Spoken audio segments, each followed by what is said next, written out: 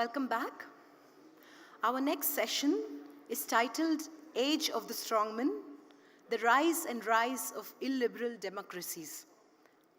Please welcome on stage Ms. Nirupama Rao, former Foreign Secretary,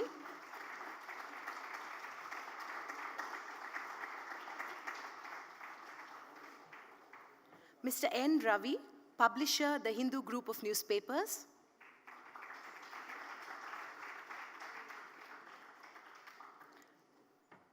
Ms. Maria Abi-Habib, South Asia correspondent, New York Times,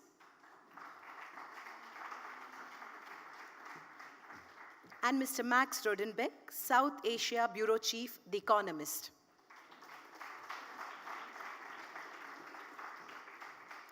Please also welcome on stage Ms. Suhasini Haidar, diplomatic editor, The Hindu, who will moderate this discussion. Over to you, Suhasini. Hello and welcome back, everybody. We're discussing the age of strong men, and I know the first reaction is going to be, well, what about the women? And I will get to that. But the age of strong men is really about the times we live in. Leaders, and these are primarily men, I'm going literally by statistics, who are being elected worldwide, who believe in muscular policies. In fact, in 2018, one study that was published in The Atlantic found that when they looked across the world, there were actually 46 such leaders across 33 countries that had been elected since 1990. But the bulk of those had happened in the last 15 years, not in the last 30 years. What defines strongmen? What defines what we call the age of populism, if you like? There are several very specific definitions, so it's not a relative term. They come to power on certain planks. Those planks are anti-elite, and as a result, anti-corruption. That's certainly one of the planks that they are on. Many of them, in fact, most of them, are anti-pluralistic, which means they believe in one majoritarian strain that eventually helps them win that election. They look at military pitches, a pitch to stronger militaries, a stronger role for their militaries. They use foreign policy very much for domestic ends. And we have a former foreign secretary here who's going to address just that. And a majority that were elected in these last 15 years, the studies now say, we are seeing the effects of those in the 2020s. So the question is, are strongmen here to stay? Is this the alpha century or just an alpha decade? Because what we're talking about is democracies. We're not talking about dictatorships, military rule, and other such autocratic or one-party rule like we have in China, or other such systems. We're talking about what is happening with democracies around the world. And remember, the leaders of the world's four most populous democracies are India, the United States, Brazil, and the Philippines. And each of those leaders, you will see, have a certain link to some of the qualities that I just spoke about. Anti-elitism, anti-pluralism, military strength, foreign policy as a domestic tool. If I could come to you, Max, to start with.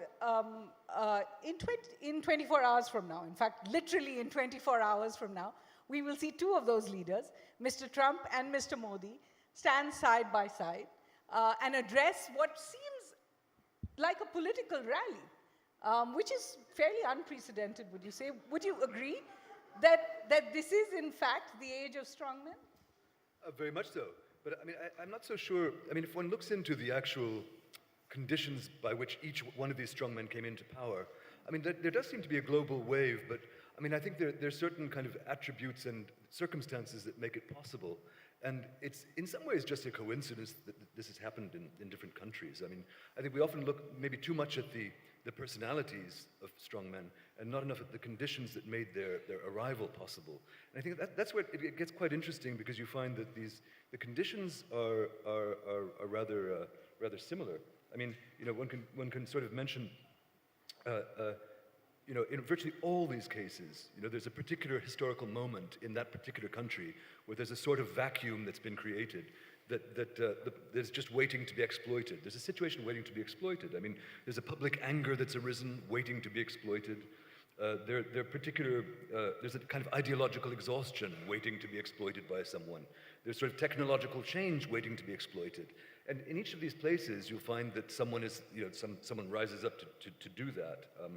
And I think also that there's the particular advantages that these individuals have. Trump, Modi, Berlusconi in Italy, Erdogan in Turkey, Putin in Russia. All of them have had a particular character traits that might be described as the sort of the populist kind of manual. I mean, there's a certain ruthlessness and ambition, obviously, but also it helps to have certain friends who've been behind you, a certain base that's particularly useful. And I think all of these people also have a certain actor's ability. You need to be able to channel this anger, to capture the anger and channel it back in a way that's kind of believable. So I think they certainly both have that. And you also have to kind of look. The French have a great word which is présidentiable. Does someone look présidentiable? Does he look like someone who can be a president? So you have to act out this role and make it happen. And then there's a final thing, which is, of course, luck. I mean, these are all rather lucky people. As Napoleon said, he'd rather have a general that was lucky than one that was competent. Luck plays a big role. But I think when you have this great pageant, I mean, these are two people, Trump and Modi right now, they're reveling in their role. And it's just kind of returning the favor. I mean, having had Howdy Modi in Texas, here we are, showing that we can do or outdo, hopefully, we shall see, the kind of pageantry that Modi enjoyed in Texas. So it's just a sort of celebration of their being on top of things, I suppose. Although, as some have pointed out, in both cases, it seems the Indian taxpayer that's picking up a lot of the bill, both in Houston and in Ahmedabad. Nirupama Rao, you have been Foreign Secretary. You also served in South America, where you saw both right-wing populism as well as left-wing populism. And we've seen them take turns almost over there. Is there a pattern you see to the kind of foreign policy these leaders are now bringing to the world? They're changing the paradigms. They're changing the way foreign policy is done. They're tweeting directly to each other, thank you for the quote, thank you for this. I look forward to coming to your country before even the diplomats have gotten there. So is there a pattern to how they've changed foreign policy? Yeah, talking about South America, I lived there in the mid-90s. It was before the age of Twitter, and social media hadn't made its appearance over the horizon. It was a time when President Fujimori was in power in Peru. And when you talk of his popularity, it was at the zenith because he had dealt with terrorism. He had seen the end of the Sendero Luminoso. And more importantly, when the Japanese embassy was attacked and besieged by the Tupac Amaru, another terror group, I happened to be there at the embassy, just left 2 minutes before the attack. The siege lasted for 4 months, and Fujimori managed to free the hostages, and it was an extremely successful operation. So you can see when strongmen, leaders like that, are seen to be dealing decisively with muscularity, with assertiveness, there is a resounding upsurge of even more popularity that they enjoy as a result of those actions. But that was in the 90s, and you know what happened to Fujimori. He is now in prison, he's incarcerated. And that phase is over, I think, as far as Peru is concerned. But I was thinking about, the rise of strongmen, and the phrase illiberal democracy was used in the title for this session. And many of us do not remember this very fundamental essay by Fareed Zakaria in Foreign Affairs in 1997, when he first used the phrase illiberal democracy.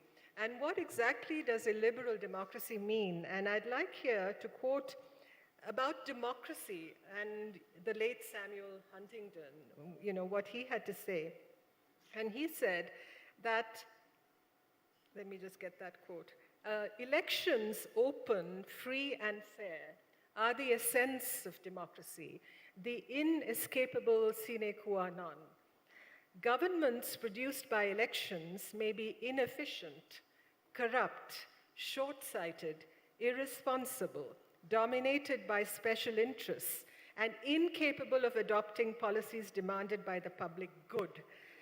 These qualities make such governments undesirable, but they do not make them undemocratic.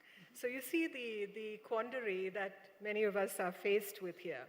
I think where illiberal democracy, if there is a phrase that is sustainable like that, I think it really means that constitutional liberalism is not given the importance that it deserves. We have a wonderful constitution in this country. It's not given the importance that it deserves, but democracy chugs along, illiberal or not, because people look at the election process, they see it's free and fair. But what are you doing about minority rights? What are you doing about the principles of inalienable human rights, as it were, which are enshrined in the Constitution? And you spoke about foreign policy. I think it's a question of us versus them. You create this other that you need to somehow consolidate public support against. And I think you see that happening in the foreign policy of many of the countries that are today ruled by so-called strongmen. I was just thinking, when you look at the phrase strongmen in Indian belief, I was thinking of the concept of Pahalwan and the whole... Bahubali also. And Bahubali. Today there's a video out of Trump Precisely. looking as Bahubali. Precisely. So this element of masculine anxiety, as it were, when it comes to, asserting your physical characteristics. And what does that do for, as far as women are 56 concerned? inch ki chhati. Exactly, yeah. So that was something that we need to keep in mind. So therefore, when it comes to foreign policy also, I think muscularity has a certain premium, and you see that being asserted when it comes to Mexicans as far as the US is concerned. They're rapists, and quote unquote, and you need to guard. Otherize a country almost. And you need to protect our women against them. Well, not their women. Certainly sounds... You see that where the Rohingya are concerned in Myanmar. Absolutely. So it's this whole concept of how threat is being defined and how you deal with that threat. And you need to consolidate public support around the actions you need to take against that threat. Very interesting. And one of the first thoughts over here, and I'll come to you, Maria, is what Ambassador Rao said, which is that a democracy actually remains a democracy, and nobody is undemocratic until they actually do away with the tools of democracy. Many have thought that it was the Arab Spring that became the big moment in the last decade that led to this democratic moment across the world. In fact, many of the people who came to power due to the Arab Spring were very illiberal people. I want to ask you very specifically, what is the role of the media in all of this? We saw during the Arab Spring, for example, that the fact that there were television cameras out there showing even at Tahrir Square is not as many people, if you were actually there, as perhaps televisions are able to show. A television can make it look like the entire world is out in a sea of humanity in different parts of the world against a person, or they can make a crowd look fairly ordinary and not so large after all. Any thoughts on the specific role of the media in propagating this age of strongmen? Yes, I think that one of the first things that we tend to see whenever there's a person with autocratic tendencies who is then democratically elected is going after the media. One of the ways is either you start threatening advertisers or you start intimidating the journalists themselves. So what we saw in the Arab Spring was in Syria, the media was still largely controlled by Assad. So what did Syrians do? They created their own media, rebel media,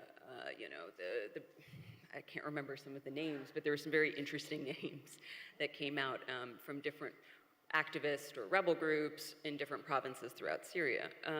What we also saw, like in Yemen, for instance, was the rise of newspapers, more traditional forms of media, because their strongman or their autocratic leader, Saleh, had been thrown out, and they were able to really kind of beef up their newspapers in a way that they had never been able to report properly or freely before. So what we see when these leaders tend to be elected or chosen or take power, is the neutering, for lack of a better word, of the free media. So we saw that in Egypt. Right now there's many journalists in Egypt who are in jail. Turkey, for instance, Turkey's a democracy, but Turkey also has the largest number of journalists in prison, even in comparison to Iran or to China. If I remember correctly, the army actually went in and took over its largest newspaper and just moved the journalists out, and from the next day there was a new staff at the newspaper. Yeah, I mean, what did we see in Sri Lanka in 2018 when there was the kind of coup for, well, it was a coup, or an attempted coup, was the first thing that those that were allied to the Rajapaksa did was storm the national state broadcaster.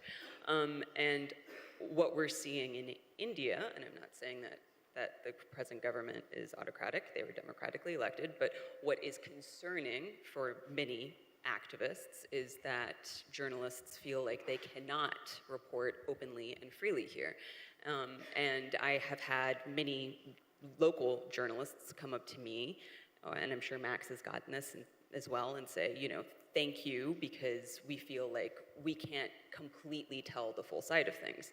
And actually, I'd just like to take the moment to say that I'm a huge fan of The Hindu, and I read it every single morning, and I'm just amazed that this paper comes out every single day and is in my hands. So I just want to say that. Well, thank you.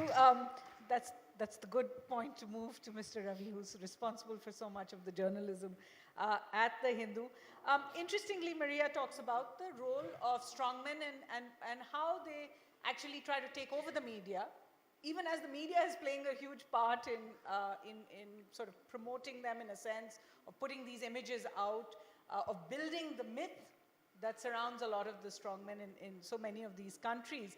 Some would say, okay, so this is a problem because democracy has begun to mean majority rules and not representation for all.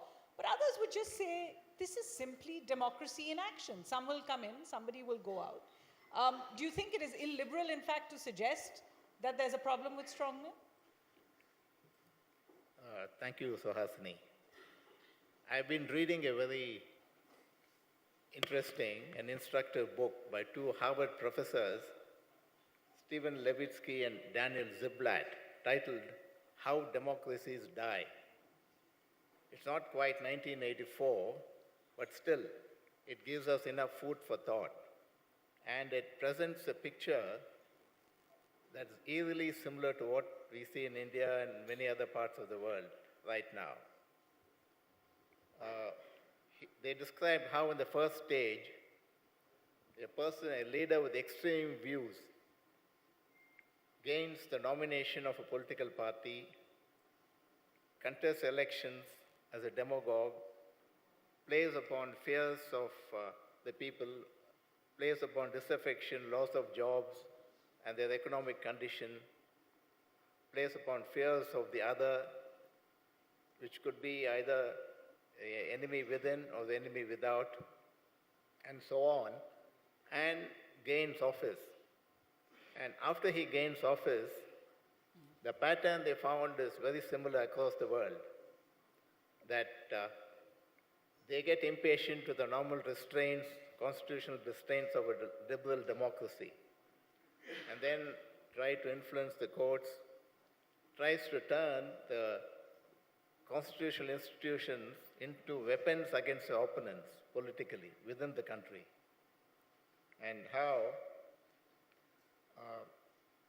they bribe or threaten the media into submission, and the private sector as well is co-opted into their process. And in the whole process, a non-level playing field is created against opponents. In fact, many of the leading players of the opposition are charged or jailed and so on. Not that the opposition would clean, they have vulnerabilities in terms of corruption, in terms of other offenses and so on, but the point is that the investigative agencies, the tax agencies are used against the opposition more than against the supporters of the government. They are spared. And so this non-level playing field is created. Again, in terms of policies, a strong man would probably get impatient with long-held policies, long-held viewpoints, and try to overturn them despite opposition from within the bureaucracy, within the establishment. You saw that in the case of, in economics, in the case of the demonetization, where virtually every economist of any standing would have not recommended demonetization at all. Then in the case of the virtual abrogation of Article 370, where there's been a long-held policy to possibly try to slowly dilute it but not abrogate it, and the CAA, which linked citizenship to religion. So these laws, the impatience with not just institutions but also with long-held views and policies. That's because the constitutional checks on a government or the institutions of democracy work only to a certain extent. Beyond that, you need democratic norms, namely toleration or recognition of opposition as equally legitimate. And again, the forbearance or restraint in using the instruments of power when you occupy office temporarily, to use them against your opponent to create a non-level playing field. Unless these two essential conditions are also met, along with the normal constitutional checks, it won't be possible to stem the erosion of democracy. That's an interesting point. Ambassador Rao spoke about the otherization of countries, which becomes the foreign policy. But internally, too, what you're doing is you're otherizing the opposition. And of course, there are many examples in India, but I thought I'd pick up a few examples of that around the world. US President Trump called the Ukrainian president, and this is, of course, amongst other things, this one has been proven, and discussed how they could help him in information against the Democrats. In Poland and in Hungary, the opposition is called Not Real Poles, or Not Real Hungarians in Hungary. Turkish President Recep Erdogan once said in Parliament, "We are the people. Who are you?" So the essential thing is there's an exclusive right to rule because you have been elected democratically by 30% or 33% or 51% or whatever it is. But it's an exclusive right to rule over all. In that sense, Ambassador Rao, if I could ask you, are we moving in these age of strongmen towards what is essentially a one-party system of the kind you have yourself seen? You were ambassador in China. And seeing the growth of leaders who resemble some of these countries that have only one party. Well, I think, as you said, what these strongmen or quasi-authoritarian leaders are trying to do is create that otherization, as I mentioned earlier, and also to create this fear among the people, the majority, and that's where the tyranny of the majority really comes in. This kind of affirmative action for the majority, not affirmative action for a minority, but for a majority, which is portrayed and which is interpreted as having been somehow shortchanged by history. And therefore you see the mythification of history also. And you see the mythification of what happened in the past, the vilification of leadership that perhaps was pioneering as far as the creation of the republic was concerned. I will not take names here, but you can understand where I'm headed. And I was very intrigued by what is happening in Turkey too. And we had a Turkish woman journalist author a book called The 7 Steps to Dictatorship. In our country, the 7 steps, we all know, like the Saptapadi, but I don't want to sound blasphemous in any way, but certainly the 7 steps to a dictatorship, you asked me, was first establish a movement. You establish a movement, a popular movement, which is what populism is about. Secondly, you choose your own truth. You choose your own truth. Thirdly, you lie, you lie, you lie. Fourthly, you let the people laugh, mainly the men laugh, because, President Erdogan, for instance, there was something from Turkey, or one of the Islamists, not perhaps Mr. Erdogan, one of the Islamists saying that women should not laugh loud in public. They should not be seen as laughing out loud. And that led to a lot of Twitter hashtags and social media. Well, we have many here who think women should not, wear something. Yeah. Or, So even women laughing becomes an object of criticism. Then you fifthly design the perfect citizen. You design the perfect citizen. You define and give your own definition of what a perfect citizen would be. And then you neuter established systems. You sort of kind of make them ineffective. And finally, you design your own country. So those are the 7 steps. Very well put, and thank you for sharing that with us. Max Rodenbeck, so we're seeing this pattern develop. You had in the beginning said something about the fact that many of these strongmen emerge because they walk into a vacuum. They walk into a vacuum of ideology or of morality, or there's a very corrupt regime, or there is a backlash. In a sense, many have said there's a backlash to globalization, to economic policies. It is interesting that the US saw its first non-white president to be replaced by somebody who couldn't be more white, if that's not a racist term.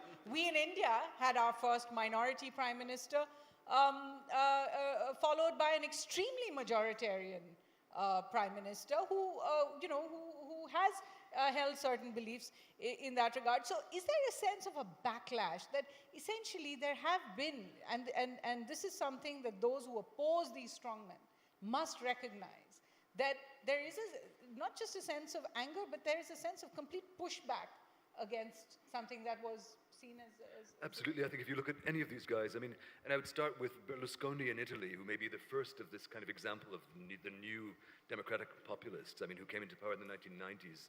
1994, he was the longest serving prime minister in Italy, served for 9 years. But he stepped into a situation where Italian politics was in meltdown.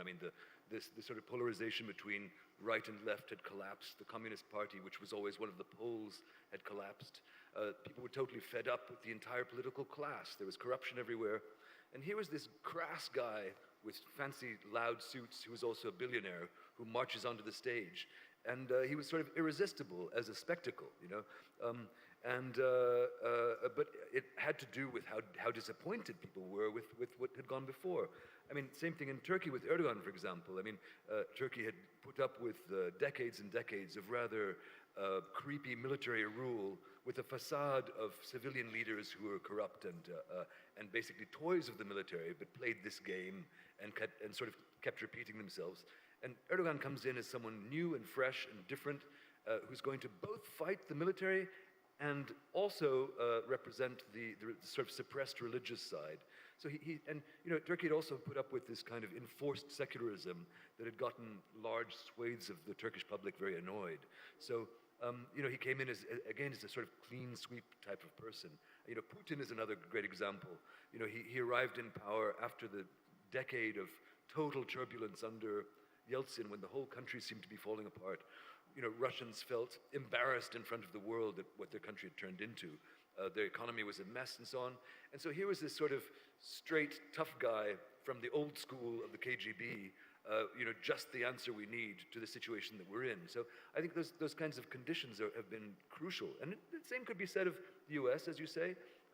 It's not so much because of Obama. I think it's or to some people, certainly to American racists, Obama was a disturbing thing.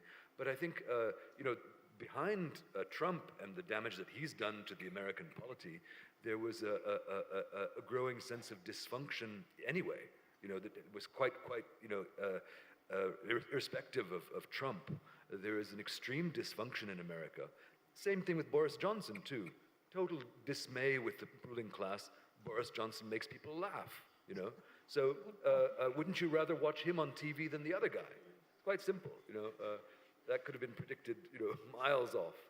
So absolutely, I think the conditions are vital. Yeah. Of where the opposition just collapses in a sense and is unable to find a counter. In fact, these studies have found that when you exchange right-wing populism, or as in you push out a right-wing populist leader in a free and fair election, and you bring in left-wing populism, that actually degrades democracy further. It doesn't in a sense, bring back the center. So I want to turn now to what is the way forward? Because as I said, is this going to be the alpha century or just the alpha decade? Are people going to start voting strongmen out? We've seen it certainly in Austria, in Italy as well. But then we see other leaders in the Philippines and all those countries in Europe that I mentioned, so many countries now in South America. So back to that study that said that of the strongmen that were looked at over a 20-year, 30-year period, but remember that most of those are from the last 15 years, 17% actually stepped down after free and fair elections that voted them out. 17% hit term limits and therefore stepped down. So 34%, one-third, pretty healthy, of such strongmen actually moved out very gracefully. 23% were forced out by impeachment or just forced out. And 30% are still in power. In fact, they found that while the average age of a ordinary democratic leader in power is about 3 years, the average age of the populist leader is 6.5 years, and they almost always get re-elected, at least for the second time. Would you say strongmen are just here to stay? No, I don't think strongmen are here to stay. I think that that's because at the end of the day, we believe in systems because a system is much greater than the sum of its parts. Systems have checks in place. Systems don't fail people as much as people fail people. No matter how charismatic or brilliant a leader is, unfortunately, if they have autocratic tendencies, they tend to just listen to a handful of people. Maybe it's one, maybe it's five. But what they like is yes men or yes women, and those don't tend to lead to good policies. And what we're seeing right now in places where there have been democracies, let's say in Lebanon or in Iraq, is what we're seeing is they're saying, okay, you know what, enough. We've had, it's a bit of a different situation. They're not based on strongmen, but what you have is people saying, okay, we're sick of like the references to 500 years ago, or we're sick of you shoving the Bible down our throat, or the Quran down our throat, or whatever religious book down our throat. At the end of the day, what is your plan for tomorrow? Because we're sick of looking back at how aggrieved our ancestors were. Okay, I don't know my great-great-grandfather who might have been, I don't know, whose wife maybe was bundled away by some, mogul, 200 years ago or whatever it is. We want to look forward, and unfortunately, economies are cyclical. So a lot of times these strong men cannot always deliver. And so what we'll see eventually is that people will say, we've had enough, and you don't have a plan, and the cult of personality is not bringing food on my plate. So what's your plan? All right. So you're saying there'll be a backlash to the backlash? Eventually. Mr. Ravi, in fact, Maria spoke about the grievance, the sense of grievance that people tire of. In fact, it is, according to many studies, the thing that populists most look for is not the majority vote. They don't look to be voted in by the entire majority. They look for the minority within a majority that feels a sense of grievance. That grievance can be historical, it can be cultural, it can be social. It's a sense that they have not been able to get their due despite being larger numbers. Into this is built the treatment of the minorities. Do you think that is one of the troubling aspects, perhaps? Actually, the strong leader plays not just upon the sense of grievance, but also on popular admiration for strong leadership. Because, a strong leader always has an advantage, even in an electoral contest, over the colorless one. So the strong leader uses his image as a strong leader to, gain power. And then having gained power through addressing the fears of the majority, might want to go ahead and implement policies despite constitutional safeguards that affect the rights of minorities. I think the route through electoral politics to gain power and by playing upon the fears of the majority and then targeting the minority is a normal trend. All right. Ambassador Rao, can I put that question on the strong men versus strong women? Because somebody did point out to me once when I was making this long case about the age of strong men, that we have seen very strong women leaders in the past. We've seen Indira Gandhi, Golda Meir, Prime Minister Bandaranaike as well, Benazir Bhutto, Margaret Thatcher, Sheikh Hasina today. In a sense, do you think that the strong women should be categorized along with the strong men? Do you think they're different? That's a difficult question. In today's day and age, I think the emphasis is on strong and perhaps not so much on men versus women when it comes to who's elected to lead a democracy. But I think beyond that, I think what women can bring to the public space is very different from what strong men can bring to the public space. And unfortunately, perhaps women have not been able, but you know, even beyond that, when I think of the record of Indira Gandhi, for instance, I think she combined both those powers of strength with very, deep femininity also. And that femininity was expressed, I think, in many ways in her treatment of people. And in the fact that ultimately, she had to uphold after the nightmare of the emergency, she had to really go back to upholding the values of the Constitution. So, but the fact is that when she was able to achieve the liberation of Bangladesh, in Parliament, you had people, even the opposition leaders like Mr. Vajpayee, refer to her as Mahishasura Mardini. So the image of the strong women is very, very entrenched in our own mythology and in our own, principles and beliefs. So it's easy, perhaps, to embrace the idea of a strong woman, too, from that point of view.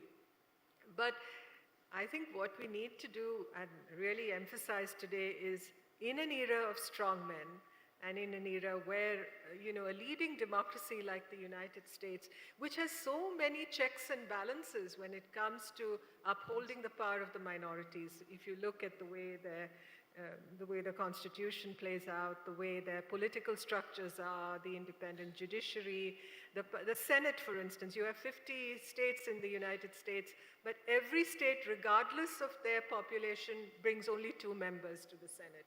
So an Arizona with 3.7 million people and a California with 30 million people has the same representation in the Senate. And you have local governments, you have state governments, you have business, private business, you have the NGOs, you have the media.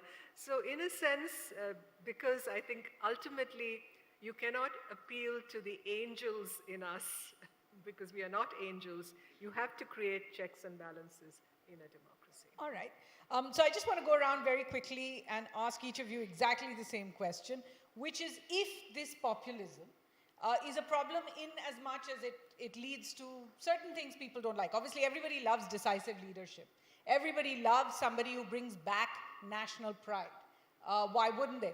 But then there are the downsides, the treatment of the opposition or the minorities or the media, or the otherization of other countries and other races, religions, and all of that.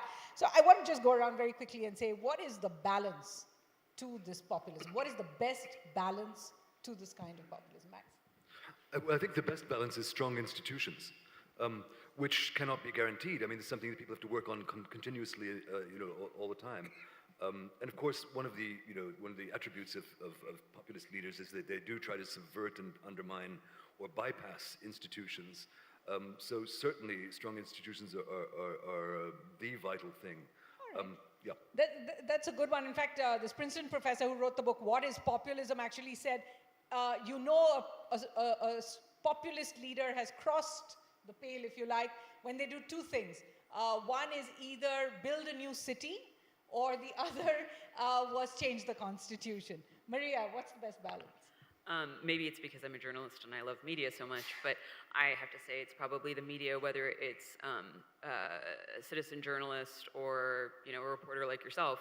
At the end of the day, and I think that this is, with all of the ills that Twitter and Facebook have brought to us, there's a lot of good. Information is no longer something that you can control. Information is like water. If you try to hold it, it will always find seepages in the cracks of your hands and come out. And that's probably the reason why when a democratically elected leader decides to go a little bit autocratic or full-blown autocratic, first thing they do is intimidate the media. And that's because they don't like any opposition. So a good, strong balance is from the media? Yes. Well, I think I'd just take a cue from what Mr. Ravi said. From our leaders, I think we should expect more toleration and forbearance. And I think as the people, I think we should always seek accountability, we should seek justice, and we should seek dignity. So values, in a sense, are the best balance, and the upholding of those values. Mr. Ravi? Actually, apart from the institutions of democracy, which can be subverted almost unnoticeably, the unwritten rules of democracy, the norms of democracy have to be followed. And apart from that, the second safeguard probably in India would be the diversity among all the states, with different political parties ruling and so on, so that the writ of no political party runs across the country. All right. So we have four, if you like, balances, solutions to the kind of situation we see around the world. I'd like to open this up for questions, if I may. And we have a lot of questions. Sir, may I come to you in just a bit? And then there are a few in the back that I wanted to try and get to.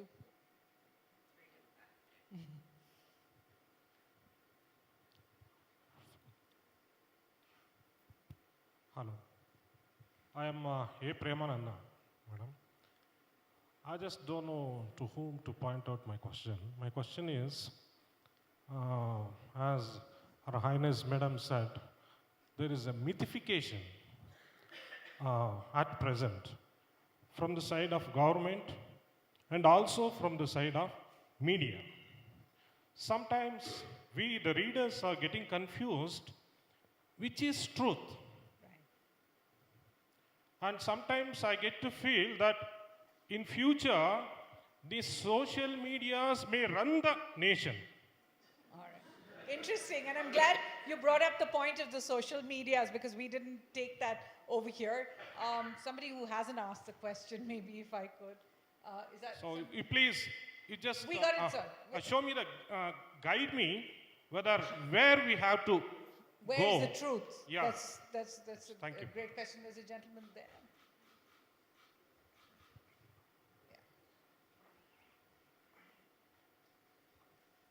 Brilliant panel discussion. My question is directed to Ms. Abi-Habib. So you said that the age of strongmen will eventually pass, but my case is that all over the world, democracy is a relatively new experiment. And I sort of believe that people tend towards strongmen despite any democratic institutions or norms that may be there in a country. People like relying on a strong leader that reminds them of their glorious past. So what would be your thoughts on that? Interesting. Hold on. We'll just take a couple more and then we can come back for a round. Right at the back in a pink shirt over there.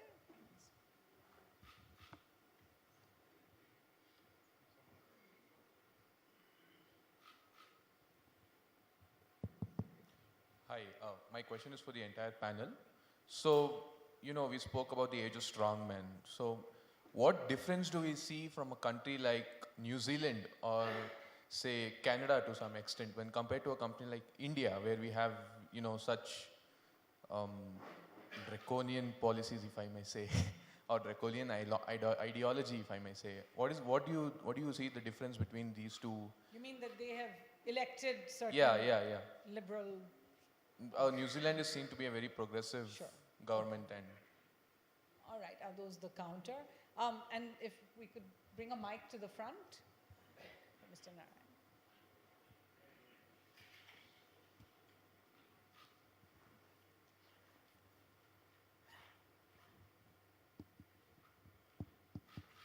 Can you hear me? No, I had a problem with the word illiberal democracy. Sure. I thought, sorry, all democracies are thought would be generally liberal. What we do see is personal authoritarianism. If you take most of these countries, what has happened is we got people with personal authoritarianism who then dominate the debate. I mean, it's not that they've subverted the institutions, but they completely dominate the spectrum. How do we deal with that situation? I think it's because if you say illiberal and liberal democracy, then we're creating two different standards for democracy. That if you're a democracy, you're in that range of liberalism. And I had a problem with what Maria said. Part of the problem is, how do you get an independent media when 3/4 of the media are controlled by business houses and they're easily subverted? The reason why the Hindu is managing to still keep its head above the water in terms of liberal ideas is because it is mainly a media publishing house and not dominated by being in the media. Thank you. All right, very interesting. So we've got... I just have enough time to go back to our panelists, so I'm sorry I won't be able to take more questions, but we've got really interesting questions that take the debate forward, the one on social media, the one on personal authoritarianism, and how do you deal with media that is corporate driven? I think there was one more question about whether actually people like democracy at all, and it's actually a push towards strongmen everywhere. Mr. Ravi, would you like to start, and we'll go? Actually, the diversity of the media, despite being controlled by corporate houses, the diversity of the media itself, in India there are something like, I think 70,000 newspapers in different languages, so more than 1,500 television stations and so on. The sheer diversity of the media is probably a safeguard for its independence. You can't virtually subvert all the media. So just keep the diversity going as long as that Yes, keep the diversity going, and that would probably be the biggest safeguard. And on the social media, I mean, people now have started recognizing what could be true and what could not be true. And some of the traditional media websites do offer, correct and true news, even if you don't agree with their viewpoints. All right. Ambassador, and then there was one more from the gentleman there about New Zealand and Canada, but basically are liberal democracies the answer to illiberal democracies in that sense? Absolutely. I think I referred to the phrase constitutional liberalism, which is there in the Constitution. I think when democracies begin to overlook that or begin to kind of somewhat obfuscate that when it comes to the public debate or driving the direction of the debate, that's when the danger signals emanate. And then somebody asked this question about this glorious past and the way people mythify it. I referred to it. And when you have somebody like President Trump saying, don't believe what you see, I think essentially what you are thereby triggering is confusion in the minds of the people. What do they believe and what do they not believe? And that is where I think the social media aspect comes into play. It's not the traditional print media, perhaps to some extent the electronic media, yes, but it's the social media, I think, where the real battle for minds is being fought. All right. You should actually take the media questions. How do we know what the truth is when these 1,000 flowers are blooming across the internet space? Well, I think that, there's various ways to figure out whether a source of information is a valid source or an invalid source. One is looking at maybe who advertises off of that platform. Another is whether or not there's a shouty headline in all caps. Another one is maybe something that's just a total conspiracy, like, I don't know, Obama is Kenyan, was born in Kenya and is a secret Muslim, or, whatever pick of the day you want to choose. If it sounds too bizarre, it probably is. Probably not. And also whether or not other people are reporting that. I agree with you. I'm not trying to say that, oh, thank God for social media. I think, and I prefaced my statement with, for all of the ills. But the thing is that looking in some of the places that I have covered, for instance, Syria, for the first time ever, which is, by no means a democracy, but in pure dictatorships, for the first time, people had a voice. I mean, you looked at the Arab Spring, for instance, and one of the things that was amazing was that the information was getting out as it happened. And for the first time, people were able to look at atrocities almost in real time and say, all right, I'm going to report on that. Whereas, for instance, one of the first real kind of uprisings against the Assads was the 1982 Hama massacre. And for instance, I knew a professor who was visiting Damascus at the time, American fellow, and he came back to Lebanon on the road because it's a very short journey from Beirut to Damascus. And he said, yeah, it's really weird. I was in Damascus for a week, and there was military presence everywhere, and I don't know what happened. And then sure enough, 2 weeks later, it leaked that there was an uprising. Maybe if that was more in real time, if everybody else was finding out about that, more people across Syria would have risen up at the same time and changed the game. And I'm not saying it should be changed one way or the other, but for all of the problems of social media, I do believe that there is a lot of good, and it is scary what is real and what is not. To answer the second gentleman's question, and thank you very much for not massacring my last name because I know it's kind of difficult, but I do think that, just because you like a strongman doesn't mean that you don't believe in democracy. This is the thing, is that many of these strongmen are being voted in. But I think what is interesting is that it's cyclical in the sense that, okay, New Zealand's going through its own cycle, as is Australia. The US is going through a different cycle, as is the Philippines, and so on and so forth. I think that right now the cycle, before World War II, the cycle was our economies are devastated. We need a strong man who's going to rise up and fix things economically. What we're seeing now is we are losing ourselves. We are no longer, in Hungary it is, you know what, and the same thing in Russia, it's, you know what, we don't like these Hollywood movies. We don't like these Western visions of what is... Culture. Yes, and you also see that in India, which is, you know what, we're losing ourselves. And that's why there's a lot of support for the BJP, because a lot of people say, okay, Mahatma Gandhi was a great guy, but at the end of the day, Nehru and he were, Western. we're Western. And so that is the cycle that is bringing these strong men to power. It's not devastated economies after World War I, it's we're losing ourselves in this globalized world. How do we get ourselves back? Cultural loss. Max, last word to you. Sure, yeah. I'll address some of these questions. Who to believe? Well, I mean, you can start, at least as a start, because it's impossible to answer that question definitively, but you can start by asking who not to believe. And as we've just heard, it's the populist leaders who their fourth characteristic is lies and lies and lies. So don't believe the populist leader. That's a good place to start. Then about social media, I mean, social media, it's a technological change to have social media at this sort of scale that we have. With every technological change in the way that information is disseminated, there's always been an age of exuberance and excess. When the printing press first developed in Europe, it actually led indirectly to the Reformation, Counter-Reformation, and 300 years of religious wars. As people started reading the text that before they couldn't understand or access.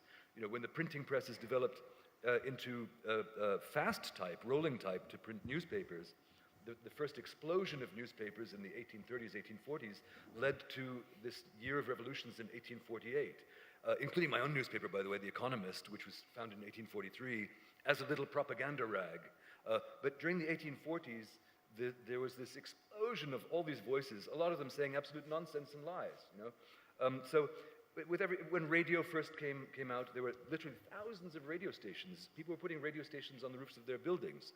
I think New York City had something like 500 radio stations in 1921, all of them yapping away at each other. So this is where we are with the age of social media. It takes time to sort things out. Then the question of why does New Zealand have a liberal government, and I'll just end there because we're out of time, I see. It's because, as we said at the beginning, there are conditions that are ripe for a populist leader to arrive. There's a vacuum, there's a sort of buildup of anger, there's the failure of the existing parties, and those conditions just are not there in New Zealand. New Zealand is a happily functioning democracy in a happy place. It's when countries are in a slightly less happy place that you end up, they're exploited by someone who can use these conditions to bring themselves into a position of overbearing power. Well, it's not often you arrive at such simplistic conclusions at the end of a discussion as detailed as this one, but it seems quite clear that if media is the problem, then media is also the solution. And if democracy is the problem that is bringing this age of strongmen, then democracy is also the solution. Thanks so much for being a great audience, and thank you to the panelists. Thank you very much.